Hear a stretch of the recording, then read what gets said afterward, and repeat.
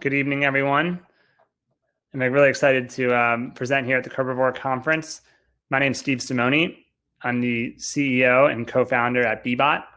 Bbot's a New York City hospitality technology company really focused on building software to reimagine the guest experience in a casual dining setting. And so what I mean by that is if you segment the market into, like casual dining, fine dining, and maybe like fast casual, fast food. Casual dining is the stuff squarely in the center, in a market that we think has a lot of room for disruptive innovation. So a little just timeline of our company before we explain a little more about what we do. Originally in 2017, when we founded the business, we actually founded our company as a food tech robot. There's a little picture of it in the bottom left here is the basket. The bartender would place drinks in that basket, and this would go up to the ceiling and use an algorithm to drive to the table that ordered it. So it was actually that ordering system for the robot that became the company that Bbot is today. But originally we got our roots starting in the San Francisco Bay Area with a bar robot. Fast forward a year later from that founding, we found restaurants like the one pictured here, the Brooklyn Barge, that really wanted to take the same ordering technology from the robotic solution, but actually leverage it with their barbacks and their servers to run the food and drink items to the table and really facilitate this on-premise digital ordering experience. And then through the next year or so, we kept iterating on the software and started to find our way into larger real estate development projects, hotels, and other use cases for our unique location-based ordering system.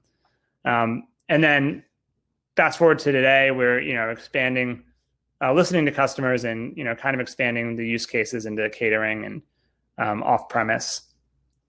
But basically, through it all, we've really been focusing on the mobile web, and we think that there's a huge opportunity, not just for Bbot, but for all of our partners and everyone out there looking to implement solutions to really give consideration to the mobile web experience, because we found that product, that platform, is a really good, easy entry point for consumers and for restaurateurs to leverage. And so hopefully that'll become apparent today in today's presentation.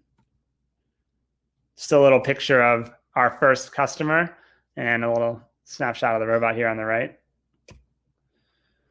Okay, so what are we going to talk about today? We're going to talk about two very different use cases, two very separate things. And I think it's important as you take a look at the market and as you think about what you want to implement in your business or companies, if you're a technology company in the audience listening, who you want to partner with. There are really two different new products, one old, one new. So the old one that people are familiar with and is very important right now, especially in today's time, is online ordering. And then there's also this new product that we've seen proliferate amongst Bbot and Bbot's competitors and amongst the industry is this in-venue ordering piece. And what's the difference? Well, the first thing is that in the in-venue ordering case and the online ordering case, they both use the internet as the primary protocol. So these are both online orders. The difference is in the details and in the logistics.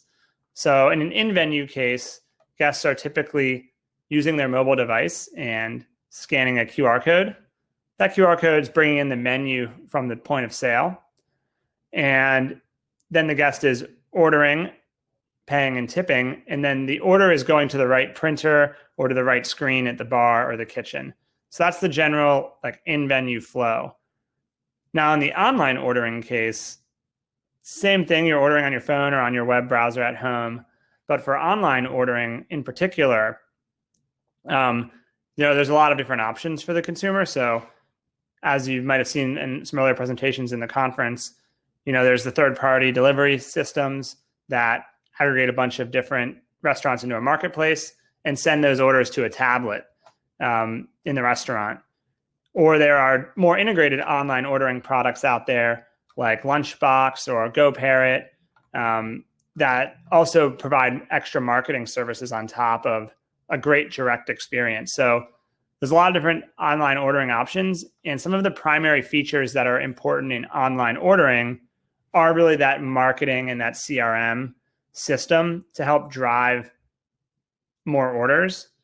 Whereas in an in-venue ordering case, you might not need as many of those marketing features that an online ordering case has, because in the in-venue ordering case, the guest is already there sitting at the table and they are looking for another round or another appetizer, for example. So the feature sets actually diverge pretty quickly for what restaurateurs and hoteliers, what they need to survive in this new environment. So let's take a look at in-venue ordering in more detail. Here's an example of a customer of ours in New York City. So a couple of things on the anatomy here of an in-venue ordering setup. This sign sits on the middle of a table in this new future. I don't know if anyone in the audience has been to a restaurant post-COVID where they have this new type of experience, whether it's Bbot or any other number of products like ours, but where you can scan a QR code and then that pulls in the menu and then lets you order right there at your table. So a lot of restaurants are adopting stuff like this right now, and there are many different varieties of it that we can talk about. So in the most simple, basic form, before talking about any other more advanced forms, in the most simple and basic form, this QR code pulls in, and you can actually try this one right now if you're watching and wondering. Hold your phone up to the screen. But this one pulls in the menu for Gitano, and then you can order, go through the checkout flow. The other thing you could do is, if you don't have a camera, another important way to serve your guests and to make sure that your guests feel comfortable, maybe if they don't want to scan the QR code, is to offer it as just a web URL. So in this case, this is a branded URL that we provide to the restaurant. And what's really nice about this is that the guest is sitting in your restaurant. You want them to be top of mind on your brand.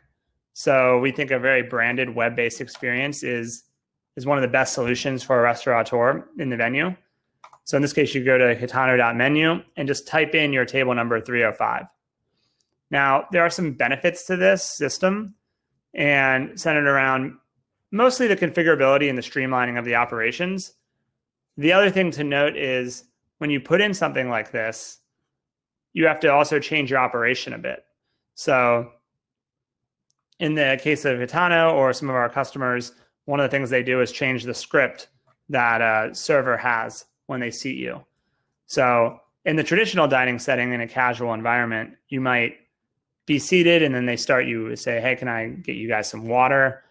And then you're given the water and they come back with that and they take your first order. In a QR code environment, the whole script for the staff has to change. And so this is something that it's not just software, it's people and process as well. So some of the best restaurateurs out there are really optimizing their processes with their staff.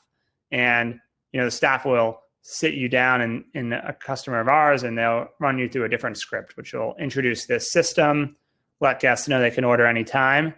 And then lastly, that if they have trouble with this, the staff is also there to take care of them and take their order directly.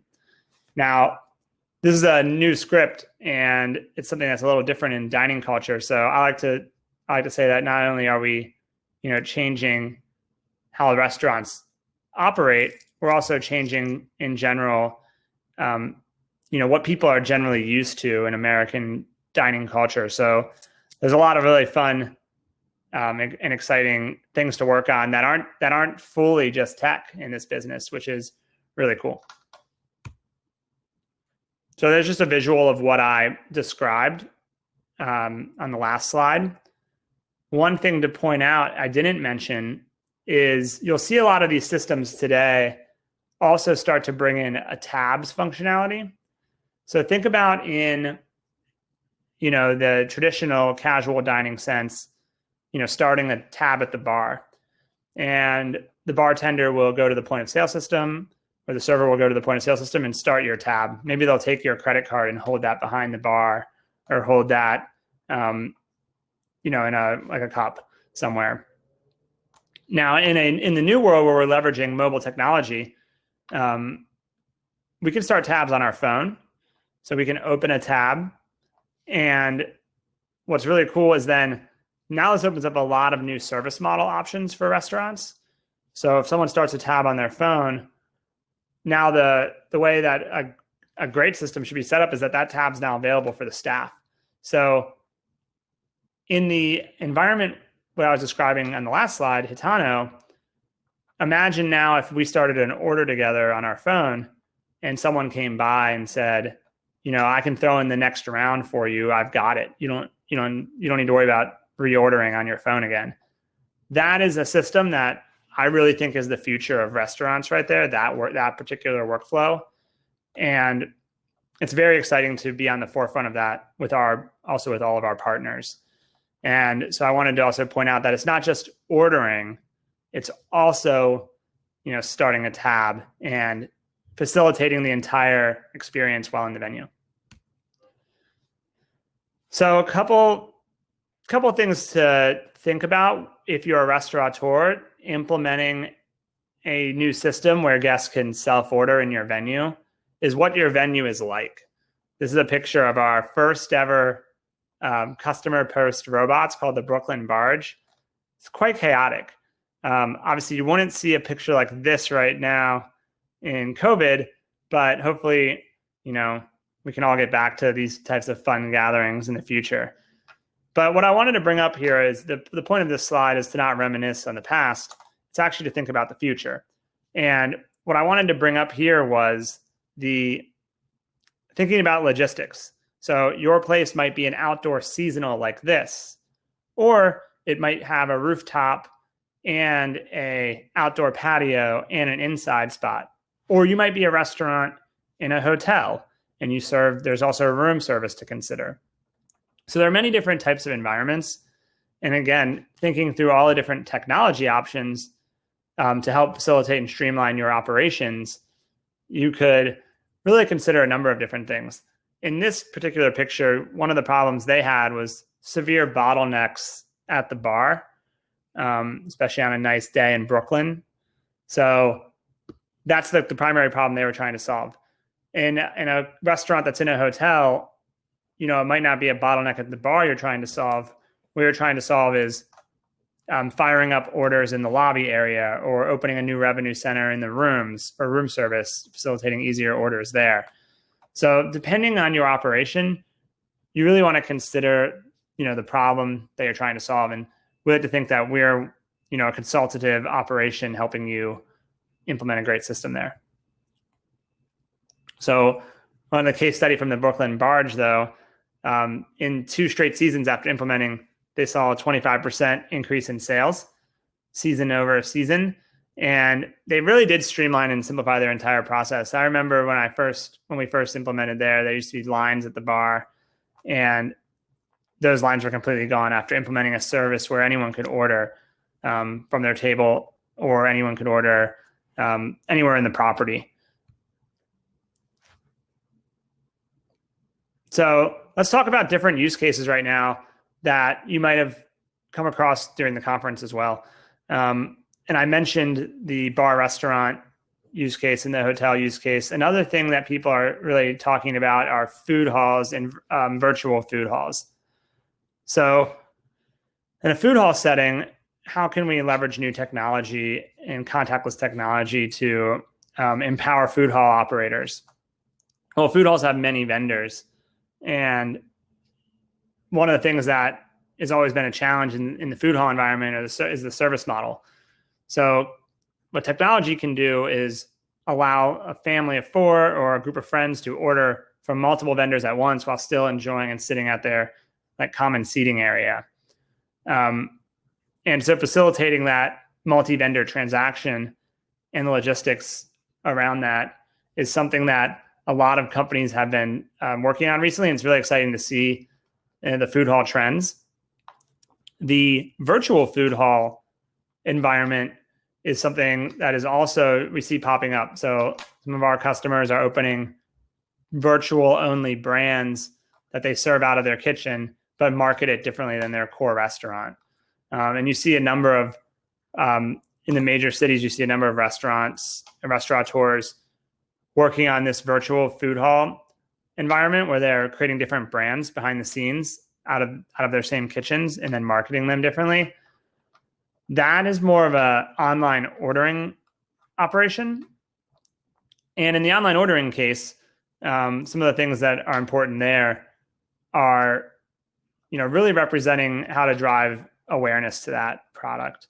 And so, one of the things I think is really cool is trying to find unique ways to promote those direct links, whether that's on your Instagram page or whether that's on your direct website, and then driving people to that, those traffics. And I think there's a number of very good products and companies out there that help do that and drive and promote the virtual food hall channel.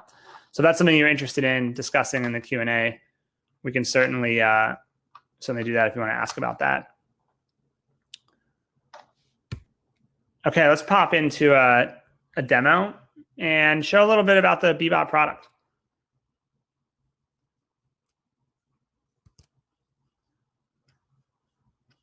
So I'm going to, give me one sec.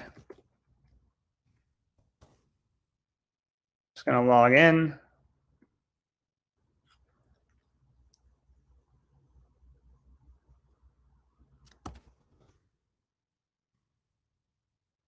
Okay, cool.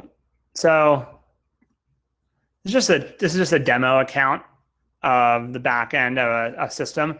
And I really want to spend some time on the boring enterprise software section, even though a lot of this is just like configurability, to kind of highlight and help the audience here think through all the different configurations you might need to pull off a new digital system in your venue.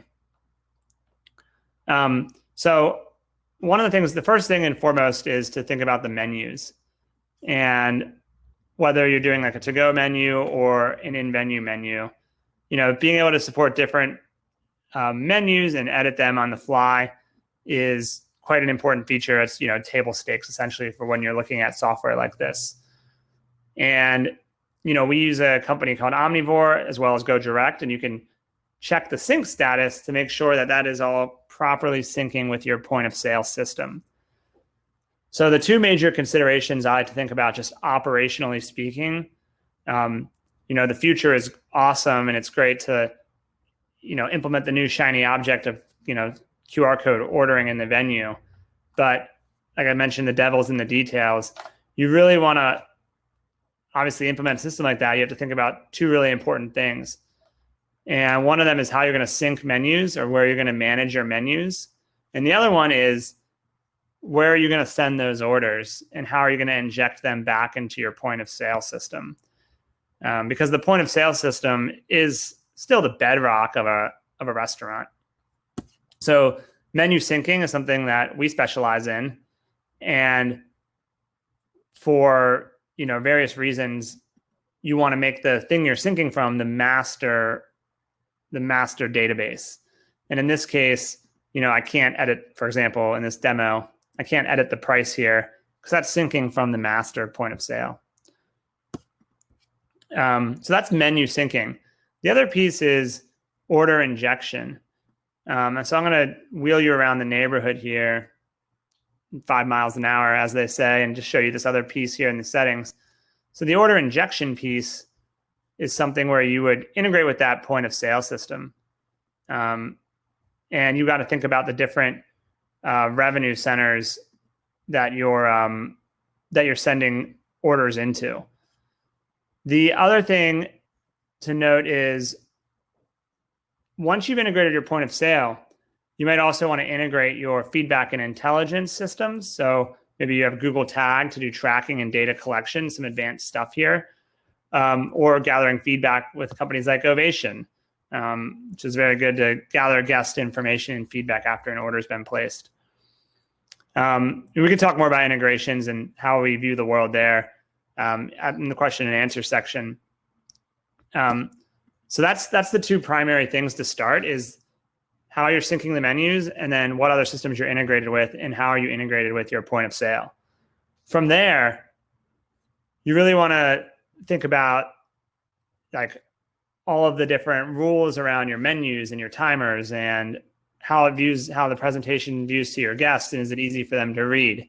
And for the purposes of this overview of contactless ordering, probably won't go into the details here today, but just wanted to show you some of the categories that other parts of the configuration to really make a system like this work for your restaurant.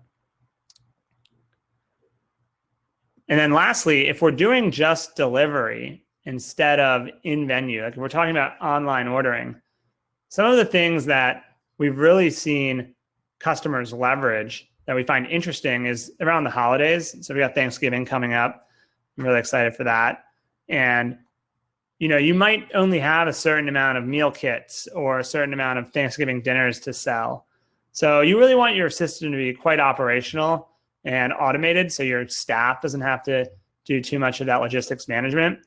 And at Bbot, we call those checkout limitations. They might be known in other systems as, if you're looking at other systems, like order throttling. And we think these are very critical features for an online ordering use case. So let me just demo like how you would set up, only taking 5 orders in a 30-minute window. Check that out. We're going to do a limitation based on frequency and take 5 orders per time slot, and only apply this to our catering fulfillment type. So, we only do 5 catering orders per time slot, and maybe we'll limit that to certain days of the week. And now we're ready for our Thanksgiving catering plan. So that's the kind of stuff that, we've seen, not the flashiest, but very important, just being very operationally focused. So now, helping restaurants automate a lot of their scheduling, especially around their menus, and automating a lot of their inventory management this way so they don't oversell. Just very, something that's very important, which also then trickles back to the customer of creating a great experience, because the last thing a customer really wants to do is order something that isn't available.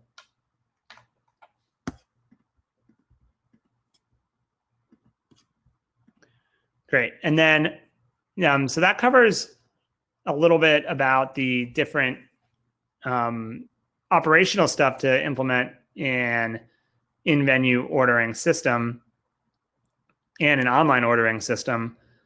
The next thing I want to do is show everyone here how we would think about, just going through a simple flow and fulfilling that flow. So let me pull that up.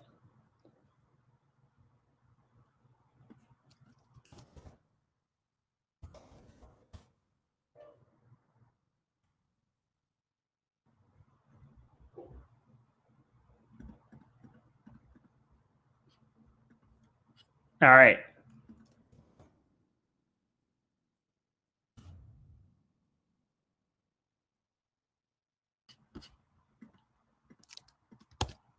Okay, so this is a little bit different than the Hitano.menu that I was showing earlier in the deck. But pretend I'm scanning a QR code, or I'm entering a location code. Maybe if I didn't scan, I just typed in that I'm sitting at table 1 on the roof. Or actually here, I'm sitting at table 1 at the bar. Let me go ahead and just place a quick order here.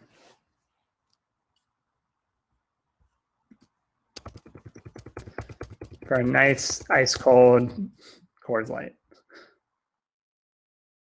All right. So I just went through, did a quick order, sitting at table 1.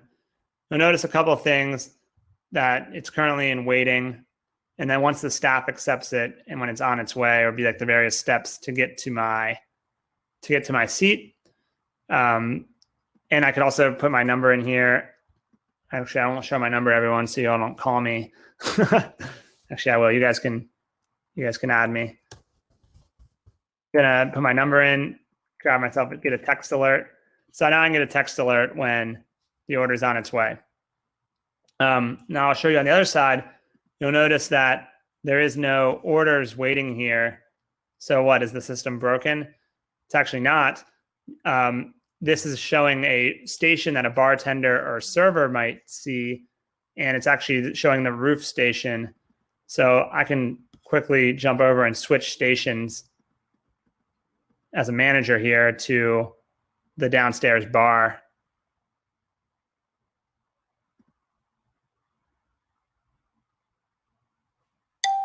And now you hear the ding, and I can tap this order. And when now I'll make the drink and I'll set it on its way when I'm ready to run it over to me as the guest. Let me just do that. Boom. So now I get a text message and a server is walking this over to my table. And that's the simple flow of doing a quick in-venue transaction without tabs. So I just showed you the quick order and pay flow of the future. Seems very simple. I hope you're very wowed by that. But it's something that we've been helping restaurants do for the last few years, and very excited to continue iterating on this core flow with them. You'll notice there's also tabs for future orders, and these are usually for like in the future orders, like not in the restaurant when someone's sitting there, but like the catering orders or an online order that someone places for 2 days from now. Oh, it's beeping at me. System's beeping at me to open up the order. I love that sound the engineers made. Last couple things here that we also just kind of automate and help the staff understand, like in the new world where people are ordering on their phone, the tips come through people's mobile orders instead of tipping at the end of the meal. So we have a nice easy tab for you to view and see your tips and manage your menus and control the ordering. So what we just covered there is the 3 primary ingredients for a new system like this, which is the owner panel for config, as you see here, the terminal for receiving orders, as you see here, and then the guest-facing part for ordering. So these 3 components are, that was a quick overview of the full system to show you that there really are, 3 separate users of a platform like this: the guest, the staff, and the management. All right, I'm going to flip back over to the deck. And this is where we will take any questions about contactless ordering or where we see the future headed. If you want to maybe not ask about just the software we showed you, but if there's any interesting use cases you're seeing out there, happy to spend the next 15 minutes discussing any questions with the audience. Let me pop back into the chat because I'm pretty sure I can't see from that. All right, there's a question of, is the Bbot bot still available? The answer is yes. I'm going to show it to you. One sec. This is still available if you want to see the real future. This is a little further in the future, as you can see from my YouTube. I'm a big Miley Cyrus fan. Okay, so this right here is the original Bbot robot. And I think for a conference like this, which is geared towards the future of restaurant tech, this is our first invention. And you'll see these sit up on the ceiling. This is our customer called Tokyo Kitty. And these robots are up on the ceiling. And the bartenders and the barbacks, they make the cocktails and they put it in the baskets. And then these use a machine learning algorithm called convex optimization to basically stabilize the basket in its travel to not spill the cocktails on the way to the table. So these, as you can see, these rise up to the ceiling and then they drive along the track.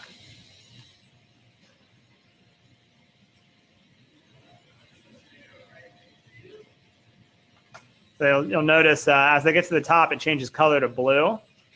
And then you'll see the basket's very stable. The basket's not swinging because of how we do the acceleration automation. And then these speed up on straightaways. So it's now going to accelerate on this long straightaway. And then I'm running down the hallway with my iPhone. It's still up there in the ceiling. And then it comes into in this case, it's coming into a private room and delivering drinks down into a private karaoke room. So yeah, this system it's really our first love, and it's been quite a journey from building this robotic solution to really enhancing the online and in-venue ordering software piece.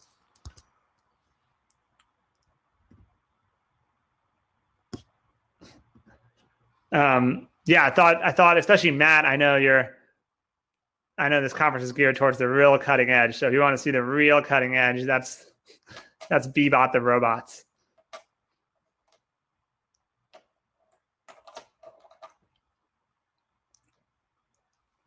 Any other questions?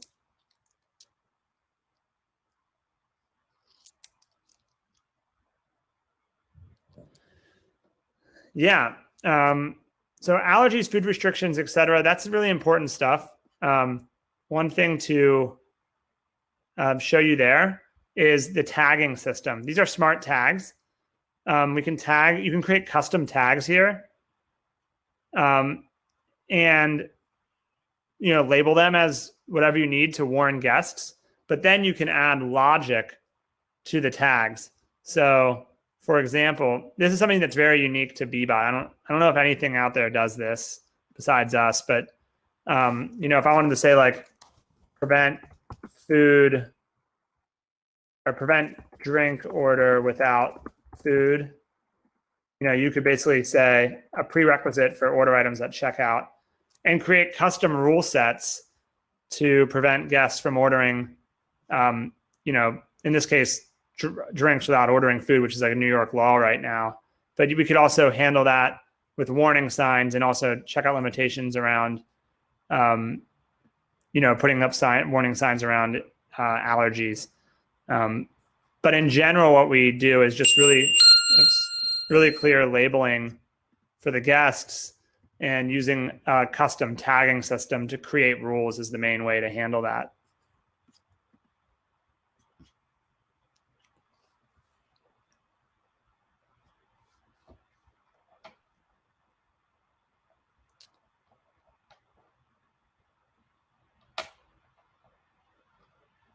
Yeah, so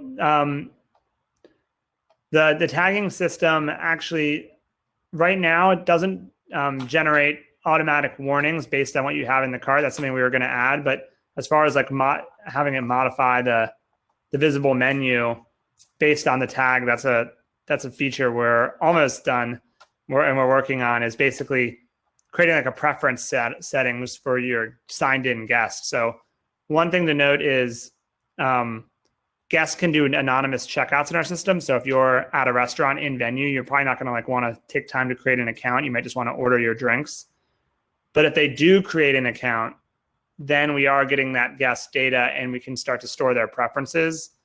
And then we don't have it finished yet, but we plan on automatically adjusting the menu based on like the preferred tags. That is like the future of a smarter menu, if you will.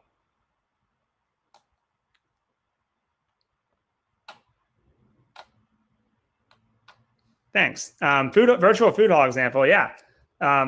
So more of like this is one of our customers called Huts and Yards. It's like an outdoor area, but a lot of office buildings. And the restaurants, this isn't exactly the virtual food hall in terms of these brands are actually physical brands too, but we've aggregated them all into deliver to the offices. So we've created a food hall digital food hall of all the restaurants on this property.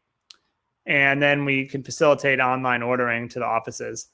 And this is like the aggregation. So if I'm at an office, then if I'm at an office at Cognizant, if I'm a worker here at this office, I can order from a number of different restaurants all at once and facilitate ordering to my office. So that's an example of how we aggregate the brands at the top level, and then underneath that, each menu.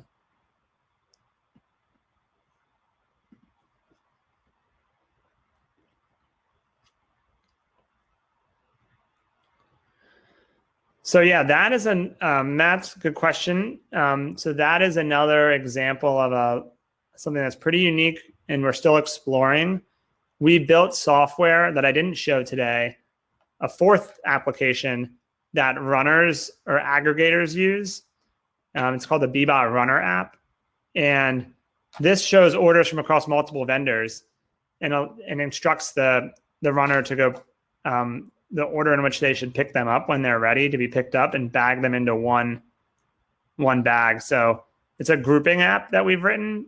And in this case, for the one I just showed you, the real estate company employs those runners.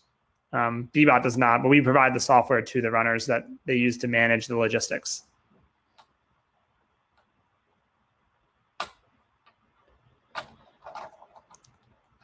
Yeah, I think the geofencing issue is very important. So the thing to think about with geofencing is it only works if you have a native app. Through the mobile web, the mobile web can't, to get technical for a moment, the mobile web browser APIs are unreliable at accessing your phone's location, and they also can't do push notifications to really take advantage of the geofence and send special deals based on location. They could do advertisement geofencing from the mobile web, but to really leverage geofencing in the way it's meant to be leveraged, you need native apps. And so the only people that can really get a good native app installed are larger brands, because most guests in our experience don't want an app for every single brand. So you might download the Starbucks app, but you're probably not going to have an app for your local mom and pop down the street. So it really depends on the brand if they can pull it off or not. But certainly if they have a large enough brand cache to get a lot of downloads of their app, then geofencing would be one of the primary features you would want.